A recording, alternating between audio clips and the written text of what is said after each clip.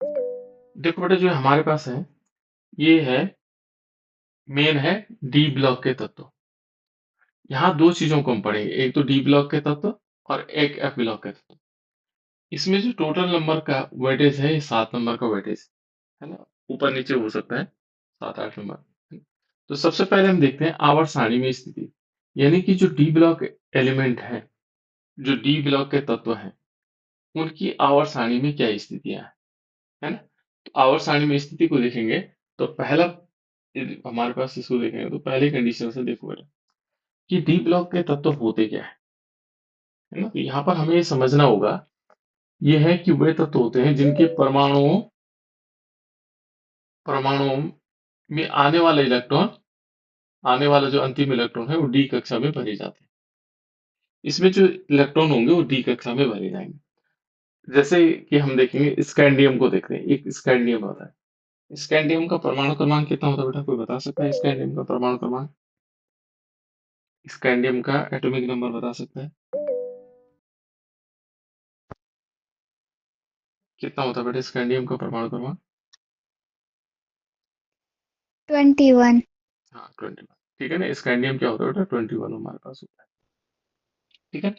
इसका इलेक्ट्रॉनिक विन्यास हम देखते हैं, क्योंकि स्कैंडियम डी ब्लॉक एलिमेंट है। यहाँ पर आता है 1s2, 2s2, 2p6, 3s2, 3p6 और 4s, कितना आएगा देखो, ये 10 हो गए, 4s2 और 3d क्या हो जाएगा, फिर इसके बाद डी वाला ऑप्शन आएगा, यानी कि 3d में 1 इलेक्ट्रॉन होगा। ये देखो बेटा, यहाँ पर क्या कहता है कि वे तत्व जिनके परमाणुओं में आने वाला अंतिम इलेक्ट्रॉन, जो अंतिम इलेक्ट्रॉन है वो डी कक्षा में भरे जाते हैं। तो देखो डी कक्षा में भरे गए, अंतिम इलेक्ट्रॉन डी कक्षा में भरे जाते हैं, उन्हें हम क्या कहते हैं, डी ब्लॉक के तत्व कहते हैं। ये कहलाते हैं डी ब्लॉक के एलिमेंट। ठीक है, जो अंतिम इलेक्ट्रॉन है वो क्या, किस में भरा जाएगा, डी में भरा जाएगा। इस डी को और थोड़ी और पहचानते हैं कि डी का क्या है। देखो बेटा, यहाँ पर क्या होता है कि जो आवर्त सारणी में है, आवर्त सारणी में जो डी ब्लॉक के एलिमेंट है, ठीक है ना, वो 3 से लेकर के 12 तक आते हैं। 3 से 12 मैं बता देता हूँ किस प्रकार से आएंगे, 3 से 12 तक किस प्रकार से होंगे, है ना। यहाँ पर यदि हम देखेंगे, ये देखो, यहाँ पर ये आवर्त सारणी को यदि थोड़ा सा इस प्रकार से समझे हम, यहाँ देखो, ये क्या है बेटा, ये हमारे पास, थोड़ी इसको समझ लेते हैं, फिर उसके बाद उससे बात करते हैं, उसमें बात करेंगे। यहाँ देखो बेटा, ये वर्ग नंबर 1 है हमारे पास। दो चीजें होती है इसमें, एक होता है आवर्त और दूसरा क्या होता है बेटा, दूसरा क्या होता है आवर्त, एक तो आवर्त हो गया और दूसरा होता है वर्ग। यहाँ पर हम इसको पीरियड कहते हैं और इसको ग्रुप कहा जाता है, समूह। ठीक है ना, आवर्त, इसमें देखोगे तो इस आवर्त सारणी में 7 आवर्त है। यदि आप लोग देखोगे, पहला आवर्त, दूसरा आवर्त, तीसरा आवर्त, ये इधर की तरफ जो बने हुए हैं, ये पहला आवर्त, दूसरा आवर्त, तीसरा आवर्त हो गया, चौथा ये हो गया, चौथा आवर्त हमारे पास यहाँ से ये दिखाई दे रहा होगा आपको, चौथा आवर्त ये हो जाएगा, पांचवा ये हो जाएगा, छठा ये होगा और सातवां ये होगा। इसमें कितने हैं, 7 आवर्त है। कितने आवर्त हैं, 7 आवर्त। और वर्गों की संख्या यदि देखोगे तो पहला वर्ग ये पहला वर्ग है, दूसरा है, तीसरा ये हो जाएगा, तीसरा, चौथा, पांचवा, छठा, सातवां, आठवां, नौवां, 10वां, 11 और 12। 12 तो ये हो गए, इसके अलावा भी है बेटा, 12 के बाद कुछ और भी हैं। यदि हम देखेंगे तो 13 वाला यहाँ से होगा, 13, 14, 15, 16, 17, 18। कितने वर्ग हैं बेटा इसमें, वर्ग या समूह भी कहते हैं इनको, ग्रुप, अंग्रेजी में ग्रुप कहते हैं, समूह भी कहते हैं। कितने हैं टोटल, 18। 18 हो रहे हैं, है ना। अब यहाँ पर यदि देखोगे तो यहाँ पर हमारे पास वर्ग या आवर्त कितने हो गए, 18 हो गए, है ना। तो आवर्त की संख्या तो 7 हो गई और वर्ग, समूह और ग्रुप की संख्या कितनी हो गई, 18 हो गई। इस ये हमारे पास आवर्त सारणी है। अभी क्या कहता है कि जो हमारे पास डी ब्लॉक एलिमेंट है, डी ब्लॉक एलिमेंट, ये वर्ग 3 से, देखो यहाँ पर ये वर्ग नंबर 3, 3 से लेकर के 12 तक, यही लाइन हम पढ़ रहे थे वहां पे, कि वर्ग संख्या 3 से 12 तक यहाँ पर होंगे। देखो यहाँ पर क्या होंगे, जो आवर्त सारणी में डी ब्लॉक में वर्ग 3 से 12 तक तत्व आते हैं। जो डी ब्लॉक में कौन कौन से आते हैं? तीन ग्रुप नंबर जो हमारा वर्ग होगा, समूह होगा, वो कितने से?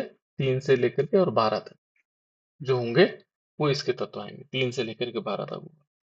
एक लाइन और है बेटा इसमें, देखो, जिनकी आवर्त की संख्या क्या है? चौथा आवर्त हो गया, पांचवा आवर्त हो गया, छठा हो गया और सातवां आवर्त हो गया। जो हमारे पास डी ब्लॉक एलिमेंट होंगे वो कौन कौन से होंगे? चौथे से होंगे, चौथा, पांचवा, छठा और सातवां। ऊपर नहीं होगा, यानी कि पहला, दूसरा, तीसरा नहीं होंगे। पहले, दूसरे, तीसरे में डी ब्लॉक का एलिमेंट नहीं होता है। डी ब्लॉक के आवर्त कौन सा आवर्त में होते हैं? यदि हम यहाँ देखोगे तो यहाँ पर देखो आप, पता लग जाएगा आपको। इसमें देखो, आवर्त संख्या पहली है, ये पहला आवर्त है बेटा, है ना? ये दूसरा आवर्त है, ये तीसरा आवर्त है। तो इनमें डी ब्लॉक एलिमेंट नहीं है, लेकिन चौथा, पांचवा, छठा और सातवां ये आवर्त है। यहाँ पर देखोगे तो यही है डी ब्लॉक एलिमेंट, यहाँ पर जो बीच में ये कहाँ है, कहाँ पर स्थित है? ये एस ब्लॉक एलिमेंट है और ये पी ब्लॉक एलिमेंट है। इनके बीच में देखो, इन दोनों के बीच में, एस और पी के बीच में, ठीक है ना? एस और पी के बीच में। तो यहाँ पर हमें तीसरी लाइन देखोगे बेटा इसमें, तो जो संक्रमण तत्व है यहाँ पर वो कहता है, देखो, इन तत्वों में देखो, इन तत्वों में n-1d उपकोष आंशिक भरे होते हैं। यानी कि यहाँ पर क्या होगा, जो n-1, यहाँ पर सबसे पहले इसी को देखो, जैसे स्कैंडियम का हमने इलेक्ट्रॉनिक कॉन्फ़िगरेशन लिखा, स्कैंडियम का लिखा, तो यहाँ पर क्या किया हमने? 1s2, 2s2, 2p6, 3s2, 3p6, 4s2 और 3d1। तो ये क्या कहना चाह रहा है? ये कहता है कि जो इलेक्ट्रॉन है इन तत्वों में, कौन से, जो जितने हमारे पास डी ब्लॉक एलिमेंट है, उनमें क्या होगा बेटा, जो इलेक्ट्रॉन भरे जाएंगे वो n-1d में भरे जाएंगे। क्योंकि यहाँ पर देखोगे तो n की वैल्यू कितनी है? 4 है। देखो, सबसे बड़ी संख्या ये है, 4। और जो d इसमें है वो क्या किया गया? n-1, n-1d। ये n-1 का मतलब क्या हो गया? 4 में से एक घटा दोगे और d आएगा, यानी कि 3d में भरे जाते हैं। जो n की संख्या होगी उससे एक कम वाले में भरे जाते हैं इलेक्ट्रॉन, ठीक है ना? इलेक्ट्रॉन भरे जाते हैं। और यहाँ पर ध्यान रखना, ये उपकोष, ये वाला उपकोष क्या होगा? आंशिक भरे रहते हैं। किसमें? डी ब्लॉक एलिमेंट में जो 3d ऑर्बिटल होगा, 3d हो सकता है, 4d हो सकता है, 5d हो सकता है ना? ये अलग अलग सीरीज है बेटा, 3d, 4d एंड 5d। ये अलग अलग तीन सीरीज है इसमें, है ना? 6d भी होता है। तो हम क्या करेंगे, यहाँ पर ये ध्यान रखना में कि इलेक्ट्रॉन क्या होंगे, कि 3d सीरीज इसमें आंशिक भरे जाएंगे। आंशिक का मतलब हो गया, 3d में क्या होगा, 1 से 9 तक होंगे, 10 नहीं होंगे पूरे। या तो 1 होगा, 2 होगा, 3 होगा, 4 होगा, 5 होगा, 6 होगा, 7 होगा, 8 होगा, 9 होगा, है ना? तो 9 तक हमारे पास इलेक्ट्रॉन भरे, ठीक है? इस प्रकार से है। तो यहाँ पर हम क्या कर सकते हैं बेटे, इस टाइप से हम इलेक्ट्रॉन भर सकते हैं। तो यहाँ पर क्या होगा, जो डी, ये 3d कोष होगा, ये आंशिक भरे होंगे, आंशिक इलेक्ट्रॉन भरे होंगे, ठीक है ना? इनमें जो आने वाला इलेक्ट्रॉन होगा वो n-1d में वो कोष में प्रवेश करेगा, ये यहाँ आएगा। अब मान लीजिए स्कैंडियम के बाद क्या होता है? टाइटेनियम, ये 22 होता है। तो ये 3d क्या होगा? 2 हो जाएगा। देखो, आने वाला इलेक्ट्रॉन किस में जा रहा है? 3d में जा रहा है ना? तो यहाँ पर ये ध्यान रखना में, ये इलेक्ट्रॉन क्या भरे जाएंगे, किस में भरे जाएंगे? इसमें 3d ऑर्बिटल, यानी कि n-1d में भरे जाएंगे। इसका सिंपल तरीका ये है, n-1d कह सकते हैं हम इसको, इसमें इलेक्ट्रॉन भरे जाएंगे, ठीक है ना? जैसे ये जरूरी नहीं 3d में होगा, 4d में भी तो हो सकता है। अगली वाली सीरीज तो 4d की होगी, है ना? देखो बेटे, उसके बाद कहता है, इन तत्वों की बाहरी कोश है n में इलेक्ट्रॉनों की संख्या समान रहती है। जो बाहरी कोश होगा, जैसे देखोगे 4s में सब में समान रहेगी, बाह्य कोश ही है 4s। लेकिन उनसे अंदर वाला कोष कौन सा? 3d वाला है। देखो, 4s से अंदर कौन है? 3d। इसमें 1 से 9 तक भरे जाएंगे। तो ये जो अंदर वाला है, देखो, ये कहता है कि जो n में जो है क्या होगा, इलेक्ट्रॉनों की संख्या क्या रहती है? समान रहती है। इसमें 2 ही रहेगी, इसलिए इन तत्वों का रासायनिक, देखो इन तत्वों के जो रासायनिक गुण हैं लगभग समानता पाई जाती है। इसी के कारण, क्योंकि सिर्फ 4s में बाह्यतम कक्षा में इलेक्ट्रॉनों की संख्या क्या है, निश्चित है, दो, सब में दो होगा। 4s दो होगा, 5s दो होगा। अभी आगे बताएंगे हम जब इलेक्ट्रॉनिक कॉन्फ़िगरेशन जान रहे होंगे इसका, ठीक है, उसको देख लेंगे, ठीक है। इसके बाद क्या होगा, नेक्स्ट यदि हम देखें इसमें, यहाँ पर है जो डी ब्लॉक के तत्व है बेटा, एक मिनट बेटा, मैसेज कर रहा हूं।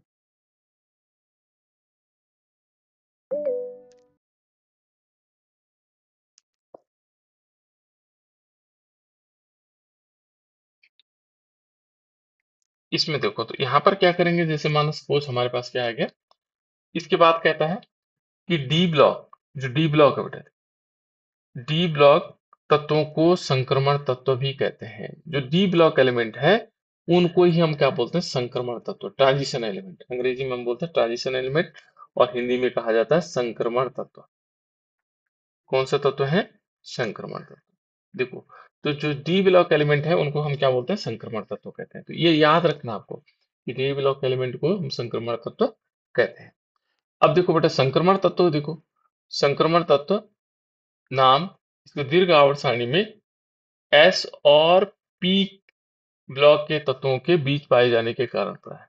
ये संक्रमण क्यों कहा जाता है इनको, क्योंकि एक तरफ है एस, एस ब्लॉक एलिमेंट, और एक तरफ है पी, इनके बीच में पाया जाता है, इसलिए हम इसको क्या बोलते हैं, संक्रमण बोलते हैं। इनमें दोनों के लक्षण लगभग लगभग इनसे मिलते जुलते हैं। कुछ लक्षण इनके एस के मिल जाएंगे और कुछ पी के मिल जाएंगे, इसलिए इसको संक्रमण तत्व कहा जाता है ना, इनके बीच में रखा गया। इसके बाद ये है संक्रमण तत्व किसे कहेंगे। माना आपसे क्वेश्चन पूछा जाता है संक्रमण तत्व क्या है, तो इनको कहा जाता है, पूछा जाता है क्वेश्चन, संक्रमण तत्व किसे कहते हैं। तो ये है कि तत्वों, वे तत्व जिनमें अपनी न्यूनतम ऊर्जा अवस्था है। निम्नतम जो क्या होगी, अपनी क्या होती है इनकी निम्नतम ऊर्जा अवस्था, या हम इसको कहते हैं सामान्य ऑक्सीकरण अवस्था। दो चीजें हैं, है ना। वे तत्व जिनमें अपनी निम्नतम ऊर्जा अवस्था या सामान्य ऑक्सीकरण अवस्था, दो चीजें की इसमें, या तो निम्न निम्न ऊर्जा इस अवस्था होगी या सामान्य ऑक्सीकरण अवस्था होगी। इन दोनों में क्या होगा, में डी उपकोष आंशिक रूप से भरे होंगे। जो डी उपकोष होंगे बेटा, ये आधे भरे होंगे, है ना। संक्रमण तत्वों में डी उपकोष क्या होंगे, आधे भरे होंगे। यहाँ पर दो चीजें हैं, जैसे सामान्य ऑक्सीकरण अवस्था हो गई और निम्न ऊर्जा अवस्था, इन दोनों में क्या होंगे, वो आंशिक भरे होंगे, ठीक है। और दूसरा क्या कहता है, अर्थात इनमें इलेक्ट्रॉन 1 से 9 के बीच होते हैं। क्या होंगे इसमें, इलेक्ट्रॉन क्या होंगे, जैसे D1 होगा या 2 होगा, और यहाँ से टोटल मिलाकर D9 के बीच होंगे। वे तत्व क्या कहलाएंगे, संक्रमण तत्व कहलाएंगे। ध्यान ये रखना, यहाँ बहुत महत्वपूर्ण पॉइंट ये है, ये दो चीजें हमें ध्यान रखना बेटा।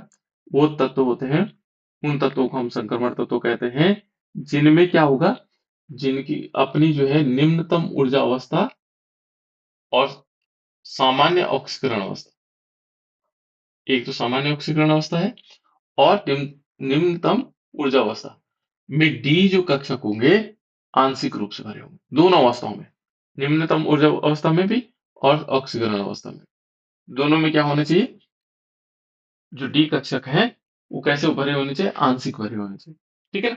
तो उन उन इनमें क्या होगा, आंशिक भरे होने का मतलब इनमें इलेक्ट्रॉन 1 से 9 के बीच आते हैं, उन्हें हम संक्रमण तत्व कहते हैं। एक एग्जांपल लेते हैं, ठीक है ना। हमारे पास है बेटा एक जिंक, ठीक है ना, जिंक है, और जिंक 2 पॉजिटिव।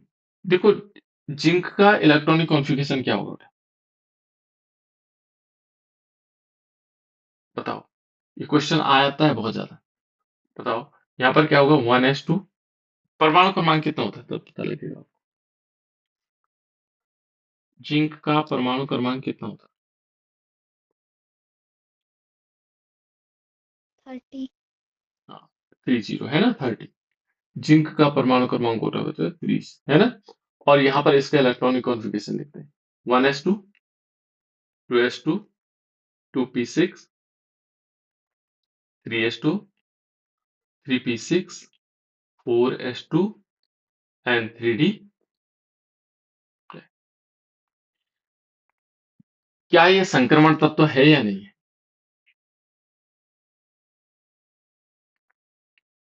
बताओ तो बेटे, इस परिभाषा के अनुसार क्या ये संक्रमण तत्व है या नहीं है?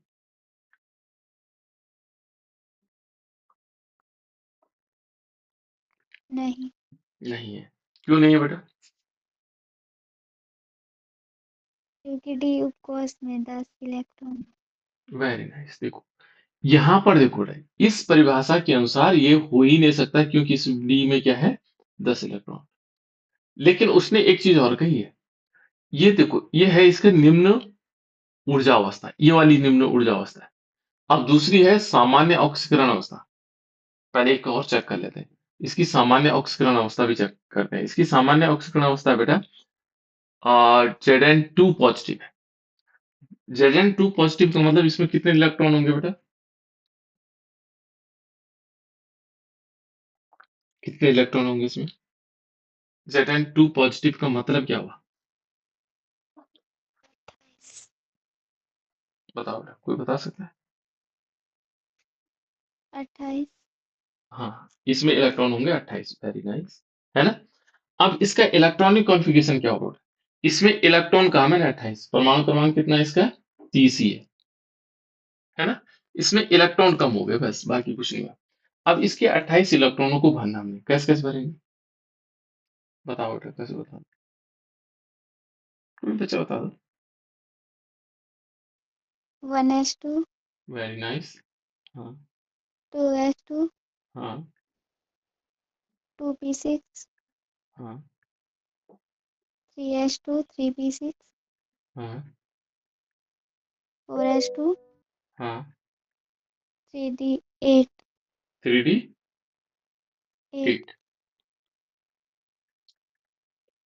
अब कोई बच्चा बता सकता है बेटा, क्या गड़बड़ी हुई होगी इसमें? इस बिटिया ने बहुत बढ़िया 3d बताया है। 3d8, 8। 3D8, अच्छा सॉरी, या मैंने 10 लिख लिया। 3D8 क्या होगा? 3D8 होगा। यहाँ पर इन्होंने कहा कि 3D में क्या होंगे? 8 इलेक्ट्रॉन। क्या गड़बड़ी हुई होगी इसमें? कोई बच्चा बता सकता है? गड़बड़ी तो हुई है, लेकिन क्या हुआ होगा? ये सब सही है, बता सकते हो बेटा? कोई बता सकता है? यहाँ पर अक्सर गलतियां होती हैं, ये सबसे होती हैं। एस से 2 इलेक्ट्रॉन निकल जाएंगे। हैं? एस ब्लॉक अब से 2 इलेक्ट्रॉन और जाके फिर- डी में चले जाएंगे। हाँ, डी में चले नहीं जाएंगे। यहाँ पे क्या करना बेटा, देखो ठीक, बढ़िया, आशीष ने बहुत अच्छा कहा कि यहाँ पर क्या होता है बेटा। देखो यहाँ पर हमें एक चीज का ध्यान रखना है कि जब भी हम क्या करें, किसी भी आयन का इलेक्ट्रॉनिक विन्यास लिखना हो, तो सबसे पहले क्या करेंगे, उसका पूरा इलेक्ट्रॉनिक कॉन्फ़िगरेशन लिख लेते हैं। पहले जिंक का लिखा, जैसे हमने जिंक का लिखा, तो 1s2, ये सभी ध्यान देंगे, है ना? 2s2, ये बहुत इंपॉर्टेंट क्वेश्चन है बेटा। 2s2, 2p6, 3s2, यहाँ पर क्या आएगा? 3s2, 3p6, 4s2, 3d, sorry 3d कितने हो जाएंगे? यहाँ पर 10 हो जाएंगे। पहले हम इसका इलेक्ट्रॉनिक कॉन्फ़िगरेशन लिख लेते हैं पूरा, है ना? क्योंकि ये हो गया हमारे पास, यदि हम इसको देखेंगे 10, 20 और 30, है ना? ये 30 हो गए। अब जब भी हम क्या करेंगे, इसको Zn2 पॉजिटिव लिखेंगे, एक बात का हमें ध्यान रखना है कि जब इलेक्ट्रॉन निकलते हैं, 2 पॉजिटिव का मतलब इसमें से 2 इलेक्ट्रॉन निकलेंगे। इसमें से क्या होगा बेटा? 2 इलेक्ट्रॉन निकलेंगे। तो 2 इलेक्ट्रॉन कहाँ से निकलते हैं? इलेक्ट्रॉन कहाँ से निकलते हैं? जो बाह्यतम कक्षा होती है। हमें ये ध्यान रखना है, इलेक्ट्रॉन कहाँ से निकलते हैं? जो बाह्यतम कक्षा होती है। तो बाह्यतम कक्षा कौन है इनमें? ऑर्बिट कौन सा बाह्यतम? 1 है, 2 है, 3 है, 4 है। कौन सा होगा बेटा?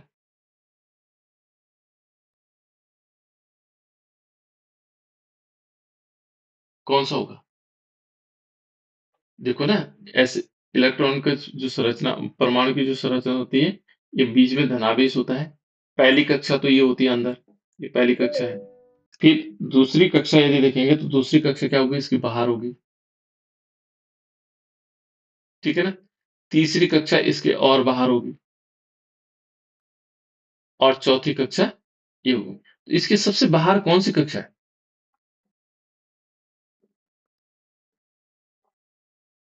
कौन सी बेटा? पहली है, दूसरी है, तीसरी है, चौथी, कौन सी बाहर, सबसे बाहर कौन सी दिखाई दे रहा है आपको? चौथी। सर चौथी। ये तो सिंपल है ना। यानी कि चौथी। इलेक्ट्रॉन कहां से निकलेगा अब? क्योंकि यहाँ Zn2 पॉजिटिव हुआ ना बेटा, इलेक्ट्रॉन कहां से निकलने? चौथी वाली कक्षा से। चौथी कक्षा कहाँ है? ये देखो, ये लिखा हो 4s2, है ना। क्योंकि यदि हम इस हिसाब से देखेंगे, तो ये क्या है, देखो इस परिभाषा के हिसाब से देखेंगे, वे तत्व जिनकी अपनी न्यूनतम, देखो ऊर्जा, निम्नतम ऊर्जा अवस्था तो ठीक थी, इसमें तो 10 इलेक्ट्रॉन थे, इसलिए जो है संक्रमण तत्व नहीं होगा।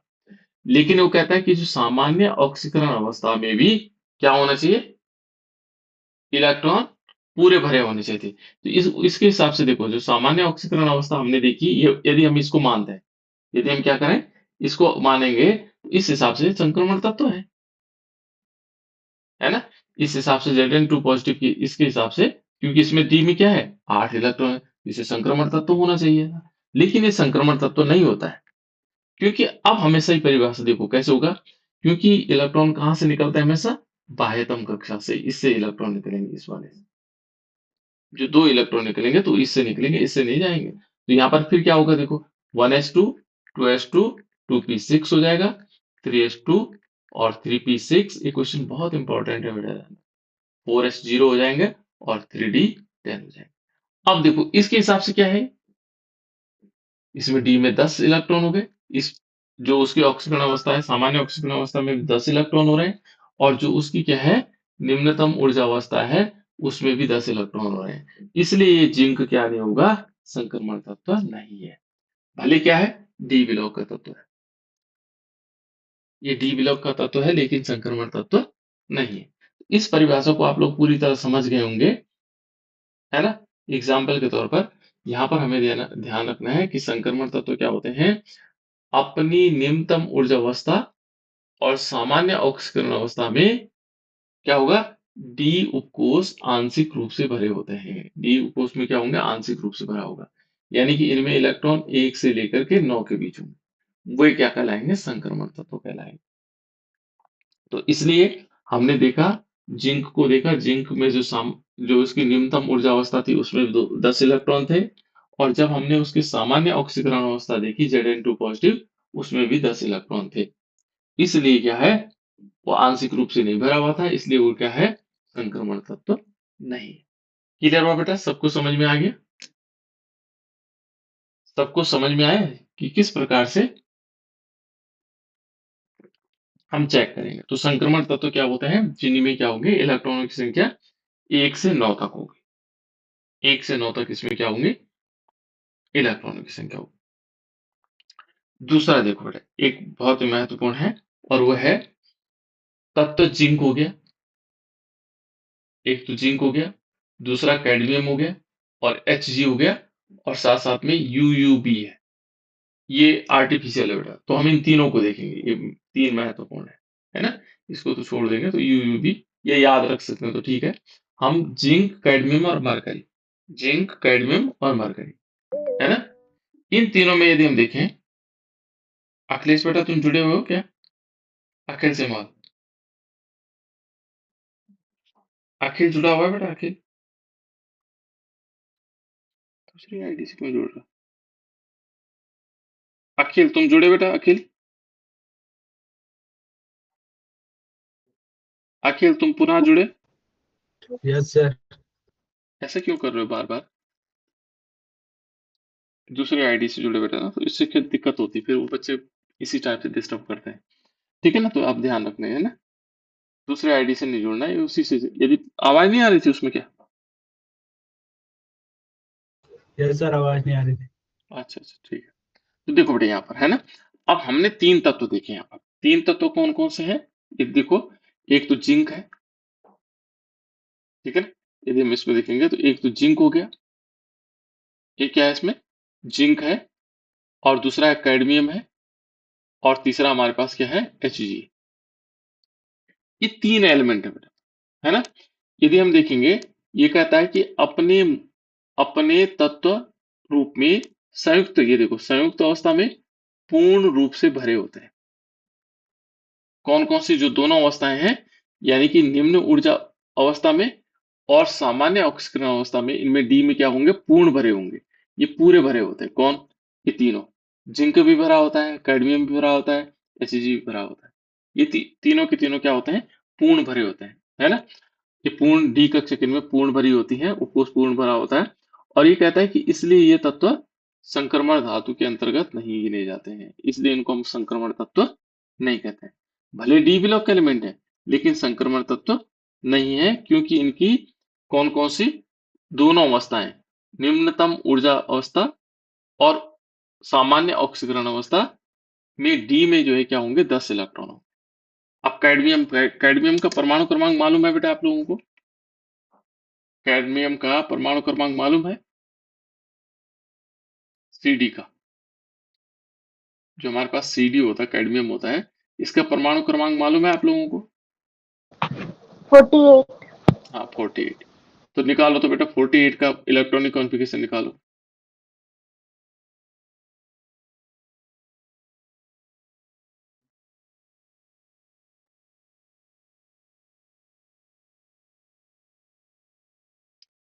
कैडमियम है 48 और इसका हमें क्या निकालना है, इलेक्ट्रॉनिक कॉन्फ़िगरेशन निकालना है।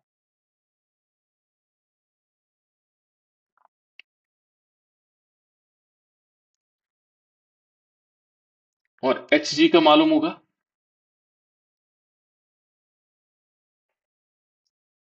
इसका 48 है, ये समझना जरूरी है, और इसका है 80, है ना, इसका 30 है। इनको समझना जरूरी है बेटा, क्योंकि ये क्वेश्चन आता ही है ना। कभी 1 नंबर में पूछ लेता, कभी ज्यादा भी पूछ सकता है ना। यहाँ पर देखो, ये हमारे पास 30, इसको तो हम समझ चुके हैं। कैडमियम का है 48, एक तो हमें कैडमियम निकालना 48, और एक कैडमियम 2+ निकालना है, कैडमियम पे 2+ चार्ज। ये इसकी क्या है, सामान्य ऑक्सीकरण अवस्था है। कैडमियम की जो सामान्य ऑक्सीकरण अवस्था है, वो कैडमियम 2 पॉजिटिव होती है, ठीक है ना। यहाँ Hg भी क्या होता है, Hg का हम 80 लिखेंगे, 80 होगा एटॉमिक नंबर, और एक Hg2 पॉजिटिव इसकी सामान्य ऑक्सीकरण अवस्था है। हम चेक करेंगे क्या ये हमारे पास संक्रमण तत्व हैं या नहीं, है ना। यदि इनके दोनों में संक्रमण तत्व क्या होगा, दोनों में डी में 1 से 9 के बीच क्या आ गया, परमाणु आ गए, तो तब ये क्या होंगे, संक्रमण तत्व होंगे, अदरवाइज नहीं होंगे। इनको हम चेक कर लेते हैं, है ना। बताओ तो बेटा कैसे, हमने एक तरीका बताया था आप लोगों को कि आप लोगों को करना क्या है, इलेक्ट्रॉनिक कॉन्फ़िगरेशन लिखने के लिए क्या तरीका बताया था, कि यहाँ पर हम एक रफ आइडिया बना सकते हैं। कैसे, जैसे अबाउ प्रिंसिपल के अकॉर्डिंग जो है एक सीरीज आती है, तो उसको हम सीख सकते हैं बेटा। पहले इसको देख, जिन बच्चों को नहीं आता सीख लेंगे एक बार। देखो यहाँ पर हम क्या करेंगे, सबसे पहले लिखेंगे हम एस, सर निकाल दिया। है, सर निकाल दिया। क्या करे बेटा, निकाल दिया। सर निकाल दिया। हाँ कितना है बेटा, सर 1s2 अच्छा ठीक है, 1s2, very good, 2s2 2s2, 2p6 3s2 3p6 4s2 3d10 4s2, 3d, 4p एक minute, 3d, 3d 10 10, 4 4p6 4p6, 4d10 4d10, 5s2। 5s2, ठीक है ना। यहाँ देखो बेटा, कुछ ऐसा हुआ हमारे पास कि अलग अलग चीजें आ रही है ना, तो हम कैसे इसको लिख पाएंगे, चाहे कितना बड़ा हो, है ना। चलो इसको चेक भी कर लेंगे उसमें। देखो सबसे पहले हमें क्या करना है, कि जैसे एस लिखा हमने, एक एस लिखा, फिर क्या करेंगे, दो बार एस पी लिखेंगे, एक बार एस लिखा फिर एस पी लिखा, फिर दोबारा भी एस पी लिखेंगे, ठीक हो गया। फिर एक बार एस लिखा, दो बार एस पी, फिर दो बार क्या करना है, एस डी पी लिखना है, एस डी पी, एक बार लिखा, फिर एस डी पी, फिर क्या करना है, दो बार SFDP लिखना है। ठीक है ना, 2 बार क्या करना है, SFDP लिखना है। एक मिनट, ये हिमांशु बेटा तुम जुड़े क्या? हिमांशु, हिमांशु जुड़ा बेटा? हिमांशु जुड़े तुम?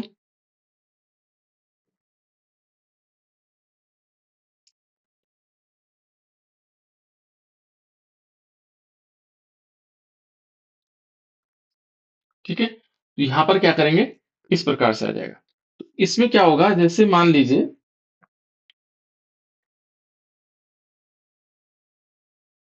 इसमें क्या होगा बेटा, इस प्रकार से आ जाएगा, है ना। और हमने क्या करना है कि एक बार हमारे पास S लिखा, 2 बार SPSP लिखा, फिर SDP SDP लिखा, फिर SFDP लिखना है, SFDP SFDP। ठीक है ना, इस प्रकार से लिखना है। और जैसे ये आएगा, इसके बाद हम क्या करेंगे, इसमें हम काउंटिंग करेंगे। ठीक है, किस प्रकार से होगी काउंटिंग, हम यहां से शुरू कर लेंगे। S को गिनेंगे पहले, देखो एक S हो गया, दूसरा S हो गया, केवल S को गिना, तीसरा S, चौथा S, पांचवा S, छठा S और सातवां S। ठीक है ना, ये हमारे पास क्या होंगे, S होंगे। उसके बाद हम P को गिनेंगे, देखो मैं P के लिए कलर चेंज कर दे रहा हूं। ठीक है ना, यहाँ पर हम क्या लेंगे, P लेंगे, और P के लिए दूसरे कलर से ले रहे हैं। P के लिए हम क्या करते हैं, 2 नंबर से शुरू करेंगे बेटा। कितने से शुरू करेंगे, 2 नंबर से। ठीक है ना, और उस 2 नंबर से क्या होगा, जैसे देखो यहाँ पर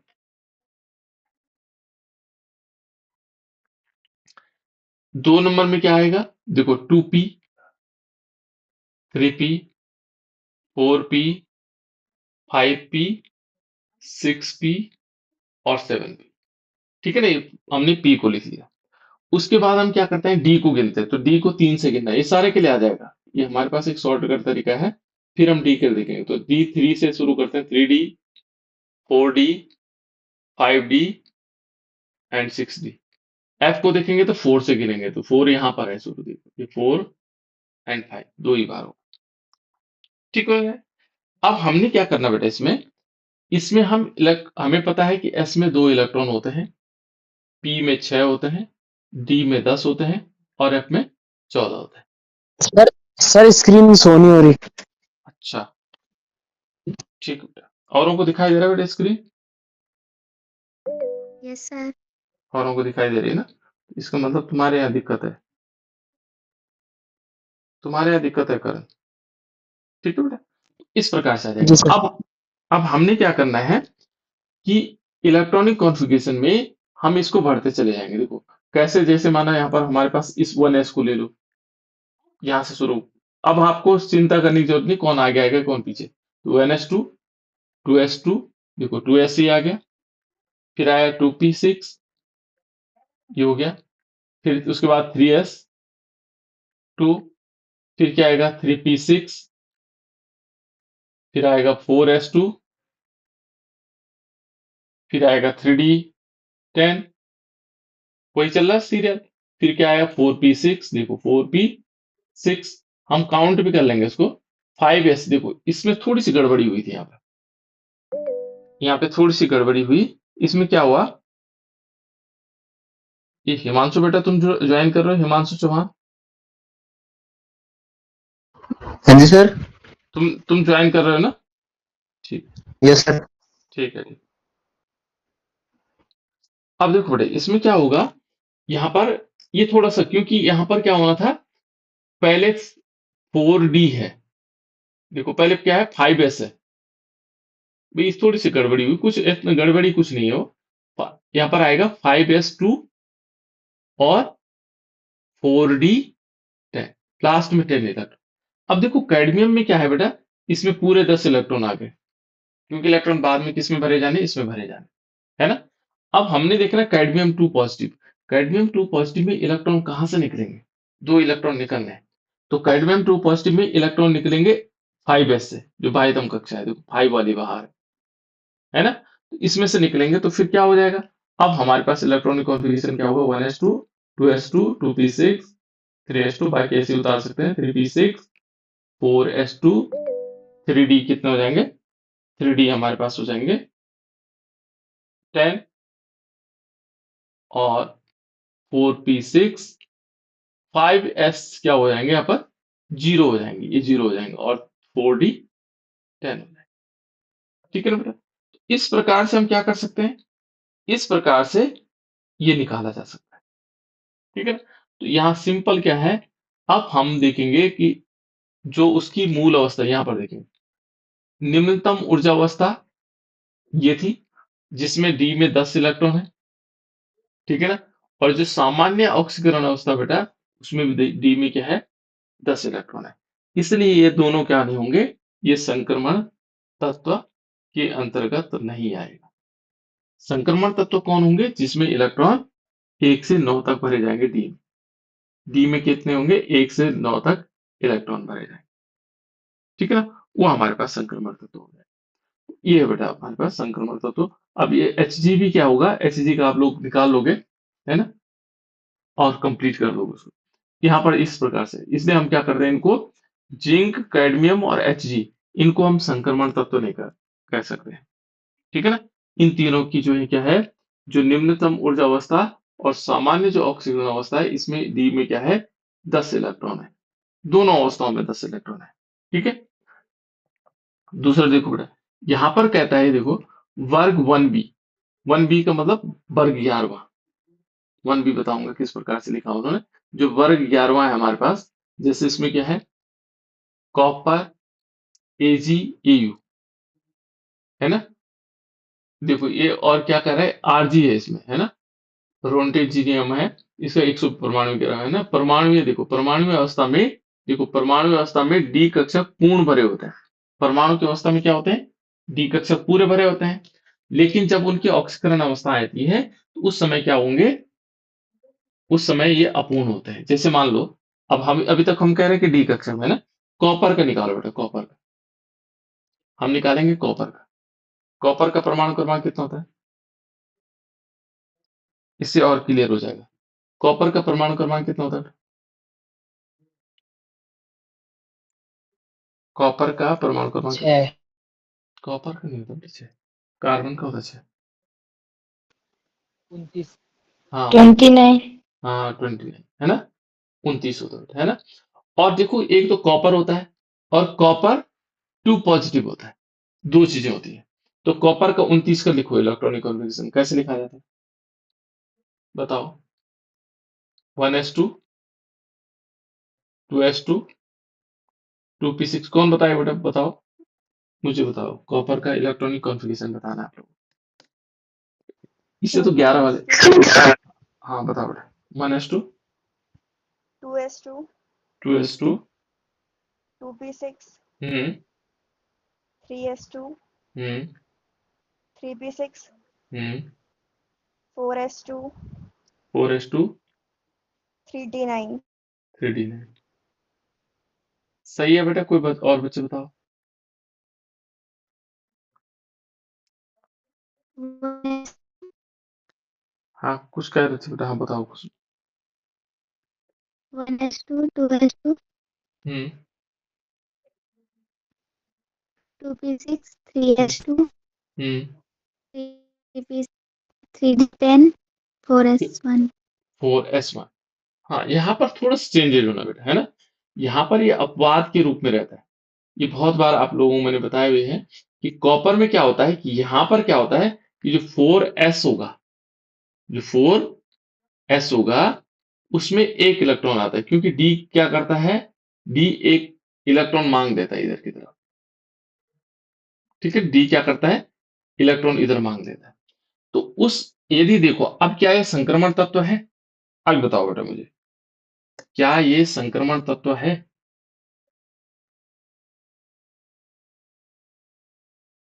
अभी, केवल अभी की स्थिति को देखो, बताओ। यहां पर देखोगे, ये निम्न ऊर्जा अवस्था में क्या है? ये निम्न ऊर्जा अवस्था है इसकी, ये वाली, है ना। इसमें इलेक्ट्रॉन क्या है? आंशिक भरे होने चाहिए थे डी कक्षक, लेकिन ये पूर्ण भरा हुआ है, इसलिए ये संक्रमण तत्व इसके हिसाब से तो नहीं होना चाहिए। केवल इसके हिसाब से तो नहीं होना चाहिए, क्योंकि डी में 10 इलेक्ट्रॉन है। लेकिन दूसरी कंडीशन क्या है, Cu2 पॉजिटिव है। तो Cu2 पॉजिटिव का मतलब एक इलेक्ट्रॉन यहां से निकलेगा बाह्यतम कक्षा से, पहले ये वाला निकलेगा, यहाँ 0 हो जाएगा और यहाँ 9 हो जाएगा। अब 3D 9 हो जाएगा, 3D कितना हो जाएगा, 9 हो जाएगा, और 4s कितना हो जाएगा, 0 हो जाएगा। 2 पॉजिटिव में पहले एक इलेक्ट्रॉन यहां से निकलेगा फिर यहाँ। अब देखो बेटा, ऑक्सीकरण अवस्था में क्या है, सामान्य ऑक्सीकरण अवस्था में कितने इलेक्ट्रॉन है, इसमें 9 है।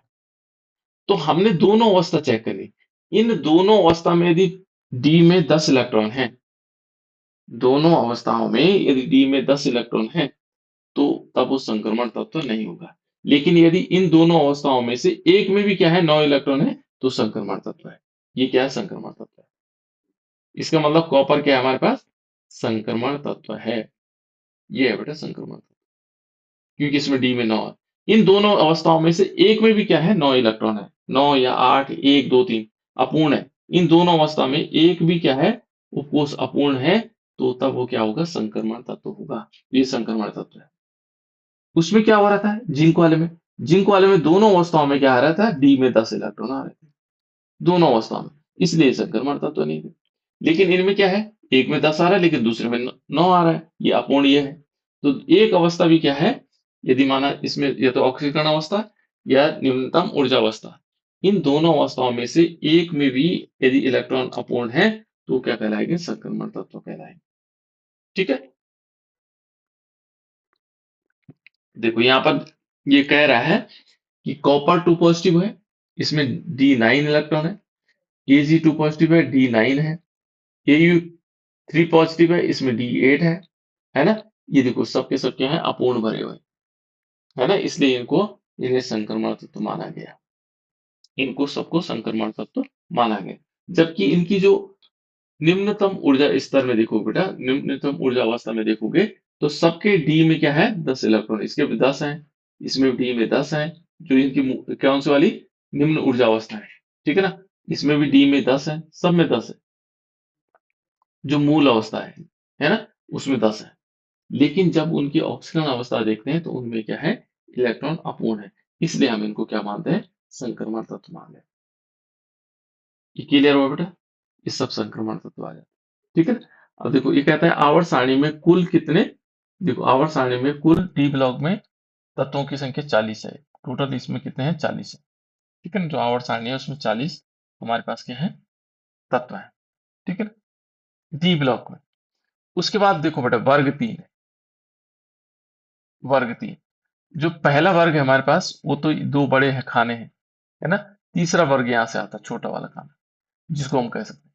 इसमें कौन कौन सा है, देखो स्कैंडियम, येटरियम, इरबियम, लैंथेनम एंड एक्टिनियम, ये है बेटा हमारे पास तीसरे वर्ग जो बीच में है। ये 3 तत्व हमारे पास, 3 या 4 सॉरी, है ना। इन तत्वों के देखो, ये तत्व के गुण दूसरे संक्रमण तत्वों के गुण से अलग होते हैं। अब अलग अलग चीजें बता रहे हैं हम, देखो इसमें सारी चीजें काउंट हो रही है। यहां पर क्या होगा, जो संक्रमण तत्व, यदि हम पीरियड ये बताता हूं आपको, देखो ये है ना, मैंने आप लोगों को बताया था कि इसमें हम वर्ग को देखते हैं। देखो पहला वर्ग ये है, दूसरा वर्ग ये है तीसरा वर्ग। इस तीसरे वर्ग में देखोगे तो ये है स्कैंडियम है, येट्रियम है और लैंथेनम है और साथ साथ में एक्टिनियम। ये 4 एलिमेंट है। लेकिन ये क्या कह रहा है, ये कह रहा है कि इन जो चारों हैं, ये जो चारों हैं, चारों तत्वों के जो गुण हैं दूसरे संक्रमण तत्वों के गुणों से अलग होते हैं। जो और हमारे पास क्या है, संक्रमण तत्व हैं, उनसे अलग होते हैं। यहां पर एक बात पे देख लेते हैं, ये देखो बेटा पीरियोडिक टेबल में ये डी ब्लॉक एलिमेंट है, पूरा डी है, यहां से यहां तक पूरा डी है। ये वाले तो संक्रमण तत्व नहीं है, कौन से, ये वाले, क्योंकि इनकी जो कौन सी निम्न ऊर्जा अवस्था और ऑक्सीकरण अवस्था में जो है डी कक्षा पूरे भरे हुए हैं। डी क्या है, 10-10 इलेक्ट्रॉन है, इसलिए संक्रमण तत्व नहीं। डी ब्लॉक एलिमेंट तो है लेकिन संक्रमण तत्व नहीं। क्या नहीं है, संक्रमण तत्व नहीं है, ये ट्रांजिशन एलिमेंट नहीं है बेटा। ठीक है ना, इनको हम ट्रांजिशन एलिमेंट नहीं मानते। ठीक है ना, क्योंकि इनकी कक्षा में इलेक्ट्रॉन पूर्ण भरे हुए होते हैं दोनों अवस्थाओं में।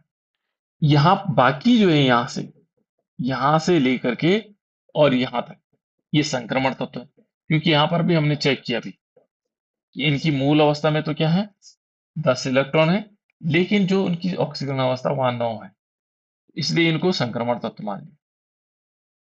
ठीक है, लेकिन यहां पर कहता है कि जो तीसरा है, देखो पहला दूसरा और तीसरा तीसरा वर्ग है हमारे पास, ये तीसरा वर्ग है। तीसरे वर्ग में स्कैंडियम हो गया, गैट्रियम हो गया, लैंथेनम हो गया और एक्टिनियम हो गया। ये जो तीनों हैं, ये तीनों क्या, ये जो तीन वर्ग तीन के तत्व हैं, इन अन्य जो संक्रमण तत्व हैं इनसे इनके गुण भिन्न है। ये गुण जो है क्या है इनके भिन्न है। ठीक है, देखो इनके गुण क्या है, अलग होते हैं। देखो इनके यौगिक त्रिसंयोजी, प्रतिचुंबकीय और रंगहीन होते हैं। तीन चीजें हैं बेटा इसमें, तीन संयोजी है यानी कि इनकी संयोजकता 3 होगी। ये क्या होंगे, प्रतिचुंबकीय होंगे, है ना, चुंबकीय क्षेत्र के प्रति जो है क्या होंगे, उससे दूर भागेंगे। और रंगहीन होता है, कैसे होते हैं, कलरलेस। जबकि देखो ये क्या कर रहा है, जबकि विशेष संक्रमण तत्व विभिन्न ऑक्सीकरण अवस्थाएं रंगीन, आयन और अनुचुंबकीय होते हैं। जो हमारे पास क्या होंगे, अन्य जो होंगे वो क्या होंगे, विशेष क्या होंगे, संक्रमण तत्व होंगे और विभिन्न ऑक्सीकरण अवस्थाएं होंगी उनकी। इनमें तो ऑक्सीकरण अवस्था क्या है, केवल +3 है। लेकिन जो अन्य जो हमारे पास क्या है संक्रमण तत्व हैं, उनकी क्या होती है, ऑक्सीकरण संख्याएं क्या होती, भिन्न भिन्न होती, अलग अलग ऑक्सीकरण संख्या, +3 भी, 4 भी हो सकती है, +2 भी हो सकती है, यानी कि ऑक्सीकरण अवस्थाएं अलग अलग हो सकती हैं। रंगीन होते हैं, ये कलर्ड भी होते हैं। और कैसे होते हैं, अनुचुंबकीय होते हैं। ये कैसे, प्रतिचुंबकीय है ना। अनुचुंबकीय मतलब होता है बेटा इसमें अयुग्मित इलेक्ट्रॉन होंगे, इनमें युग्मित इलेक्ट्रॉन होंगे, है ना। यहाँ पर इस प्रकार से आ जाएगा। इनको हम देखो ये तीन जो है अलग है। जो तीसरा वर्ग है ये अन्य है, होते तो संक्रमण तत्व है, लेकिन अन्यों से इनके गुण नहीं मिलते। ठीक है, देखो वर्ग 3 में कौन से, स्कैंडियम हो गया, गैट्रियम हो गया, लैंथेनम हो गया, एक्टिनियम, है ना। ये तत्व वर्ग, ये देखो 12, जिंक, कैडमियम, Hg, ये तत्वों से देखो ये क्या कह सकते हैं, नॉन टिपिकल ट्रांजिशन एलिमेंट। ठीक है ना। यदि हम देखेंगे इनको क्या कहा जाता है, 4 ही हो गए बेटे, देखो 1 2 3 4, 1 2 3 4, टोटल मिला के कितने हो गए, 8। इनको कहा जाता है नॉन टिपिकल ट्रांजिशन एलिमेंट, अविशेष संक्रमण तत्व। ये तो है संक्रमण तत्व, लेकिन इनके गुण अलग है ना, अन्य तत्वों से। और ये तो संक्रमण तत्व है ही नहीं, इनको हम संक्रमण तत्व के अंतर्गत लाते नहीं। ये जो 8 तत्व हैं इनको कहा जाता है नॉन टिपिकल ट्रांजिशन एलिमेंट, यानी कि तत्व अविशेष संक्रमण तत्व, या इसको कह सकते हैं अविशेष संक्रमण तत्व। विशेष है, टिपिकल है, ये 8 है हमारे, ठीक है ना। 8 तत्व हमारे पास क्या है, विशेष है। ठीक है ना। उसके बाद 32 देखो, दूसरे संक्रमण तत्व विशेष संक्रमण तत्व, ये विशेष टिपिकल, ये नॉन टिपिकल है और ये टिपिकल है। देखो ये है हमारे पास विशेष संक्रमण तत्व कहलाते हैं। जो और तत्व है विशेष, इनकी संख्या 32 है ना। और ये अनेक बहुमूल्य धातुएं हो गए, जैसे सोना, चांदी, प्लेटिनम, और औद्योगिक रूप में महत्वपूर्ण होते हैं, जैसे लोहा हो गया, तांबा हो गया, टाइटेनियम हो गया, ये सभी संक्रमण धातुएं हैं। तो 8 क्या हो गया बेटा हमारे पास, अविशेष संक्रमण तत्व हो गए, और जो हमारे पास 32 है वो विशेष संक्रमण तत्व आ गए। ठीक है। अब ये है हमारे पास संक्रमण तत्वों की यहाँ पर डी ब्लॉक एलिमेंट यहाँ पर देख रहे होंगे। और इस डी ब्लॉक एलिमेंट में हम यहाँ से यहाँ तक क्या मान रहे हैं, ये सारे डी ब्लॉक एलिमेंट है, इसका हम अध्ययन करेंगे। यहाँ पर इसको बोलते हैं बेटा 3D सीरीज, ये 3D सीरीज है, ये 4D सीरीज है, इसको 5D सीरीज है, और ये 6D सीरीज है। इन सीरीज को याद भी करना है ना। जैसे scandium, titanium, vanadium, chromium, manganese, ferrous, cobalt, nickel, copper, zinc, ये 3D सीरीज याद रखनी है आपको। 4D सीरीज भी याद करनी है, 5D सीरीज भी याद करनी है, और 6D सीरीज भी याद करनी है। ठीक है, इनको याद कर लेना आप लोग।